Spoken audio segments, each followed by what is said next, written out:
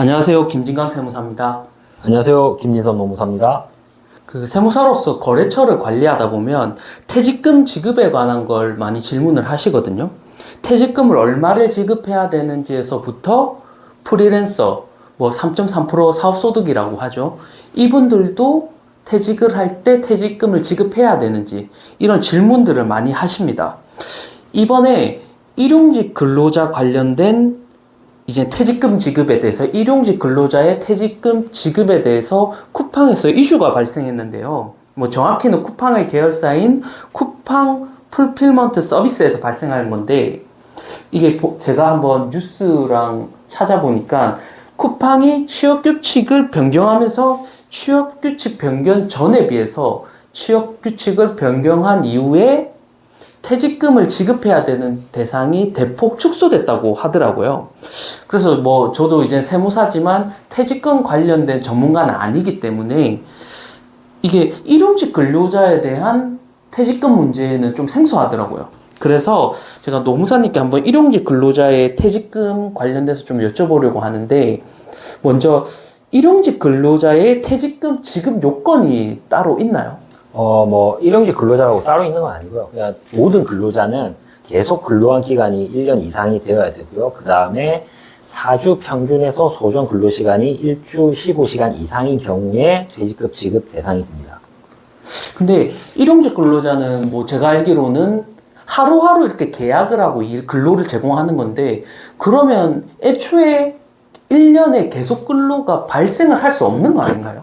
예, 일용직은 원칙적으로는 매일 근로 계약이 이제 새로 갱신되기 때문에, 계속 근로가 이제 하루라고 보는 게 원칙적일 수 있는데요. 실제 대법원에는 어떤 판결이 있냐면, 그 계약이 일용직 계약이라 할지라도 계속 반복해서 동일한 내용으로 계속 체결된다면 그 전체 기간을 하나의 계속 근로 기간으로 봐야 된다는 판례가 있습니다. 그러니까 만약에 그 전체 기간이 계속 반복해서 계약이 갱신된 기간이 1년이 넘는다면, 예, 퇴직금 지급 대상이 될 수 있는 거죠.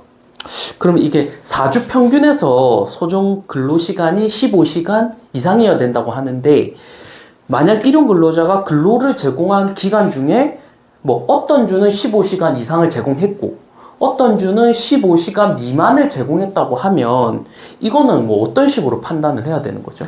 그러면 어떻게 하냐면 퇴직금을 줘야 되는 날, 그러니까 퇴직금이 발생한 날, 퇴직일이 되겠죠. 마지막 근무일로부터 역산해서 4주 단위로 끊어서 소정 근로시간을 평균을 냅니다. 자, 그렇게 되면 어떤 4주는 15시간 이상, 어떤 4주는 15시간 미만이 나오겠죠. 그럼 그거 다 구분을 해요. 그래서 15시간 이상인 주를 전체 계산했을 때 1년이 넘으면 퇴직금 지급 대상이 됩니다.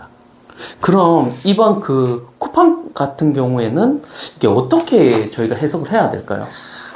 쿠팡의 경우에는 기존 앞에서 말한 기준대로, 그러니까 아까 제가 이제 계속 근로랑 15시 이상 판단하는 기준대로 주고 있었는데 2023년 5월 26일 날 이제 퇴직금 규정을 바뀌어서, 예, 소정 근로 시간이 15시간 미만인 기간이 발생하면 그때부터 새로 입사하는 걸로 본 겁니다. 그냥 그때부터 계속 근로 시간에 제로부터 시작하는 거죠.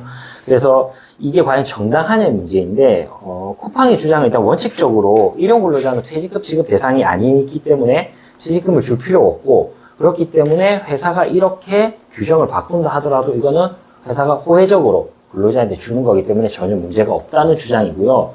반대로 근로자들은 일용 근로자라도 대법원 판례에 따라서 계속 반복 계약 체결했다면 퇴직금을 지급 대상이 될 수 있고, 그렇기 때문에 기존 퇴직금을 주는 취업규칙에 따라서 퇴직금을 줘야 한다는 겁니다. 그럼 노무사님은 이게 어떻게 보시나요? 제가 이제 정확한 사실관계는 모르기 때문에 제가 정확히 답변을 드리긴 어려운데요. 그냥 언론 보도 내용만 가지고 제가 판단을 했을 때는 근로자 측 의견이 좀 더 설득력이 있어 보이네요.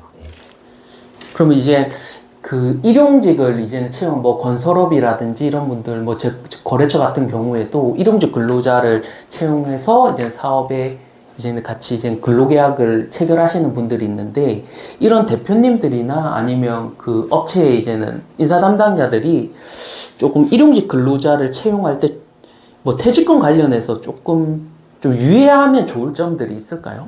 오늘 말씀드렸듯이 일용 근로자를 짧게 쓰는 건 상관이 없는데 장기간 사용하게 되는 경우 계속 근로로 인정될 가능성이 높습니다. 그렇기 때문에 일용 근로자 장기간 채용했을 때 발생할 수 있는 이슈가 퇴직금 연차 휴가가 대표적이거든요. 그래서 여기에 대해서 명확히 인지하고 그래서 뭐 필요하면 비용을 미리 마련해 둔다든지 아니면 근로자랑 이런 게 나중에 분쟁이 없게끔 미리 이런 거에 대해서 합의를 한다든지 해서 좀 미리 준비를 해 두셔야 됩니다. 나중에 당연히 이런 근로자니까 퇴직금이 어디 있어, 연차 휴가가 어디 있어 하고 채용하고 나서 퇴사했는데 근로자가 문제 제기를 하는 겁니다. 그럼 이제 노동청에 출석을 하시거나 또 뭐 심하면 소송까지 갈 수도 있겠죠. 예, 그래서 미리 이런 거 일용 근로자가 장기간 일하게 되면 퇴직금과 연차 휴가가 발생될 수 있다는 걸 인지하고 이제 업무를 하셔야 됩니다. 오늘 저희 쿠팡 퇴직금 이슈와 관련돼서 일용직 근로자 퇴직금 문제에 대해서 한번 다뤄봤습니다. 오늘은 여기까지 하겠습니다. 감사합니다. 감사합니다.